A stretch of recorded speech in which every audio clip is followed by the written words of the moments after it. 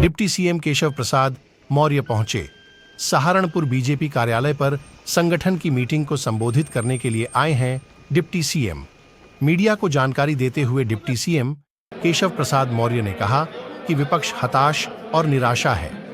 BJP 400 पर होने जा रही है। बीजेपी के सामने अब गठबंधन के प्रत्याशी ने राम राम बोलना शुरू कर दिया है। सहारनपुर से लेकर बनारस तक 80 लोकसभा सीटों पर बीजेपी का परचम लहराएगा और बीजेपी के सामने अब गठबंधन के प्रत्याशी ने राम राम बोलना शुरू कर दिया है। इसी बात से आप अंदाजा लगा सकते हैं गठबंधन के प्रत्याशी कितने हताश हैं। आपको बताने की डिप्टी सीएम के आज 2 कार्यक्रम हैं।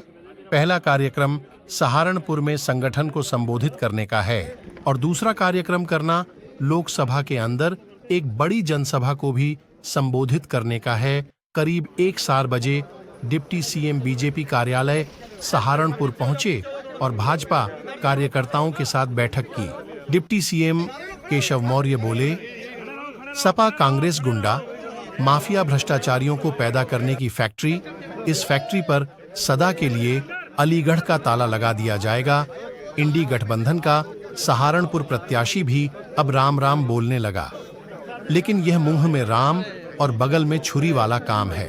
केशव प्रसाद मौर्य ने इंडिया गठबंधन पर निशाना साधते हुए कहा कि इंडिया गठबंधन की नीति इस तरह से है, बगल में छुरी रखते हैं और राम राम करते हैं। इसी दौरान उन्होंने मीडिया से भी की बातचीत आई, सुनते हैं। आखिरी चरण यानी 7वें चरण तक की यूपी की सभी 80 सीटें भारतीय जनता पार्टी और हमारा गठबंधन जीत रहा है।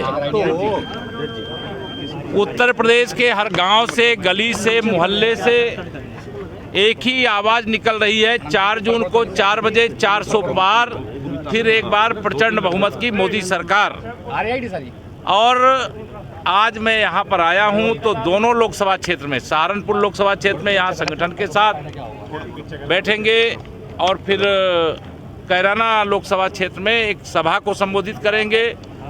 उत्साह जबरदस्त है। विपक्ष निराशा के गर्त में डूबा हुआ दिखाई दे रहा है, अंतर कलह का शिकार है, उसके कार्यकर्ताओं में कोई उत्साह नहीं है। चुनाव से पहले ही जो सपा और कांग्रेस का इंडी गठबंधन है, या गठबंधन के हाल बेहाल हो गए हैं। और यहाँ तो इंडी गठबंधन के प्रत्याशी मैं कल देख रहा था, राम राम बोलना शुरू कर दिया, लेकिन इनका राम राम ऐसा है कि मुंह में राम बगल में छुरी, तो यह चलने वाला नहीं है। यहाँ कमल खिलेगा और भारतीय जनता पार्टी के प्रत्याशी श्री राघव लखन हमारे शर्मा जी, वो बहुत बड़े अंतर से यहाँ का चुनाव जीतेंगे। 400 पार का नारा किस तरह से पार होगा? 400 पार का नारा सहारनपुर से शुरू करके और बनारस तक में पूरा कर देंगे। क्षत्रिय समाज की नाराजगी महंगी पड़ेगी। क्षत्रिय समाज की नाराजगी कितनी? नहीं, सब भारतीय जनता पार्टी के साथ हैं, कोई नाराज नहीं है। और सबको मालूम है कि देश की मजबूती के लिए, माननीय मोदी जी को तीसरी बार प्रधानमंत्री बनाने के लिए और उत्तर प्रदेश को सर्वोत्तम प्रदेश बनाने के लिए, सहारनपुर का विकास करने के लिए सब लोगों को एकजुट होकर के चलना पड़ेगा। हम सबका साथ, सबका विकास करते हैं तो सबका आशीर्वाद भी भाजपा को मिलता है। अब भाजपा से कोई दूर नहीं है, भाजपा किसी से दूर नहीं। सर, मुद्दे क्या है जिनको लेकर? मुद्दा तो विकास है, सुशासन है, गुंडागर्दी से मुक्ति है।